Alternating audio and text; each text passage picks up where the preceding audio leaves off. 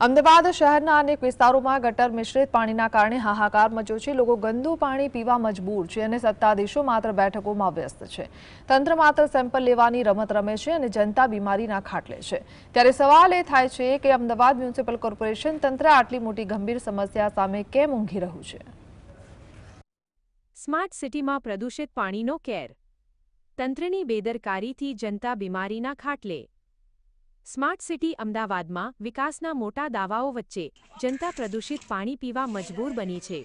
શહેરના પૂર્વ વિસ્તારોમાં છેલ્લા 6 મહિનાથી ગંદા અને દુર્ગંધયુક્ત પાણીની સમસ્યા વિકરાળ બની છે, છતાં તંત્ર કાયમી ઉકેલ લાવવામાં સદંતર નિષ્ફળ સાબિત થયું છે। ગોમતીપુરની પૂજારીની ચાલી, લડ્ડુની ચાલી, કસાઈની ચાલી અને કલીમ ચૌધરીની ચાલી જેવા ગીચ વિસ્તારોમાં પીવાના પાણીની લાઈનોમાં ગટરનું પાણી ભળવાની ફરિયાદો ઉઠી છે। સ્થાનિકોના મતે તંત્ર માત્ર થીગડા મારે છે અને થોડા દિવસોમાં સમસ્યા ફરી જસની તસ થઈ જાય છે।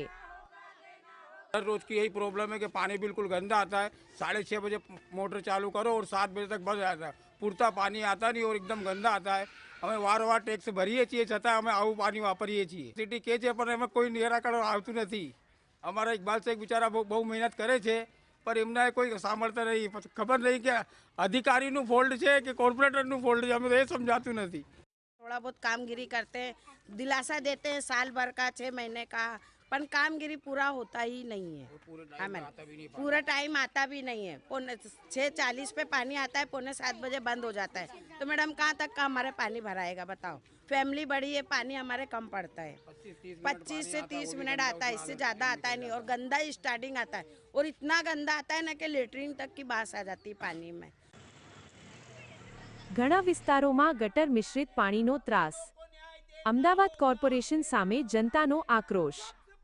બીજી તરફ ખોખરાના ભગવતીનગરમાં 5 મહિનાથી પીવાનું પાણી પોલ્યુશનવાળું આવી રહ્યું છે। નવાઈની વાત એ છે કે અહીં સવારના બદલે સાંજે પાણી અપાય છે, જે પણ અત્યંત ખરાબ હોય છે। આ સ્થિતિમાં ગૃહિણીઓની મુશ્કેલીઓ વધી છે અને લોકો બીમાર પડી રહ્યા છે। 9 મહિનાથી આવે છે પાણી ગંદુ, અને અરજી કરીએ છીએ તોય તંત્ર કંઈ ધ્યાન જ નથી આપે। હવે આવું ગંદુ પાણી કોઈ કેવી રીતે પીવે? અને 2 કલાક આપે, એમાં કલાક તો ગંદુ પાણી જતું જ હોય અને કોક ખોલે એમ જ વાસ આવવાનું ચાલુ થઈ જાય। જેવું ગટર ના ખોલ્યું એવી વાસ આવે છે। પછી કલાક આપે, એમાં અમે પીવાનું પાણી ભરીએ કે પછી વાપરવાનું પાણી ભરીએ, બહારથી જગ મંગાવવું પડે છે અમને પણ।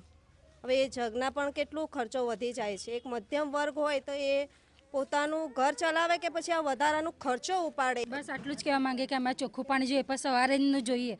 સાંજે ભલે આપે 1 કલાક આપો, પણ અમને ચોખ્ખું જ પાણી જોઈએ। આવું ગંદુ પાણી તો અમને જોઈએ જ નહીં। બીમાર પડી જાવ કેમ કે બહુ જ બીમાર થયા ને ઝાડા વામીટો છોકરાને થાય છે વારે ઘરે। તો અમે દવાખાનામાં કેટલા પૈસા નાખવાના? નોકરી કરીએ કે પાણી ભરીએ કે પાણી ગંદુ જાય એને જાતું કરીએ અમે, તો પાણી અમારે ભરવાનું ક્યારે? બીમાર છે તો હવે બીમારી જ છે ને। દવા લાવીએ, દવા ખાઈએ, થોડુંક સારું થાય તો ઘરનું કામ કરીએ, ના સારું થાય તો પડ્યા રહીએ આવું ગંદુ પાણી પી પીને।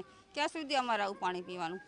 સરકારને વિચારવું જોઈએ કે પાણી આપે છે લોકોને તો સારું પાણી, સ્વચ્છ પાણી આપે, માણસ તકલીફમાં ના હોય, બીમાર ના પડે ને હેરાન ના થાય। હવે અમારે જો ઉંમરવાળા માણસ ક્યાં દોડે? વોટ લેવા હોય ત્યારે નગારા લઈ લઈને વગાડવા આવે, વોટ મળી જાય એટલે પછી બધું ભૂલી જાય એવું ને। એટલે સરકાર અમને શું ગાંડા સમજે છે? વોટર કમિટીની બેઠકમાં પણ આ મામલે ચર્ચા થઈ હતી। તંત્રે હવે પાણીના સેમ્પલ લેવાની સંખ્યા પ્રતિદિન 7થી વધારીને બમણી કરવાની તાકીદ કરી છે। જો કે માત્ર સેમ્પલ લેવાથી જનતાની તરસ छिपाશે કે કેમ તે મોટો સવાલ છે। ગટર લાઈન અને પાણીની લાઈન અલગ અલગ કરવી અને જરૂરિયાત મુજબ જે કંઈ નાખવાની નવી નાખવી પડે તો નવી પણ નાખવાની। અત્યારે મધ્ય ઝોનમાં બી 40 વિસ્તાર, અસારવાની અંદર, જમાલપુરની અંદર આ બધી જગ્યાએ છે, ત્યાં ગાડીના ટેન્ડરો કરેલા છે અને બધી જગ્યાએ લગભગ જ્યાં ચાલીઓ છે અને જ્યાં સમસ્યા વારંવાર પ્રદૂષણ આવવાની છે ત્યાં ગાડી આપણે નક્કી કરેલું છે કે બધી જગ્યાએ પાણીની અને ગટરની લાઈનો બદલી નાખવી।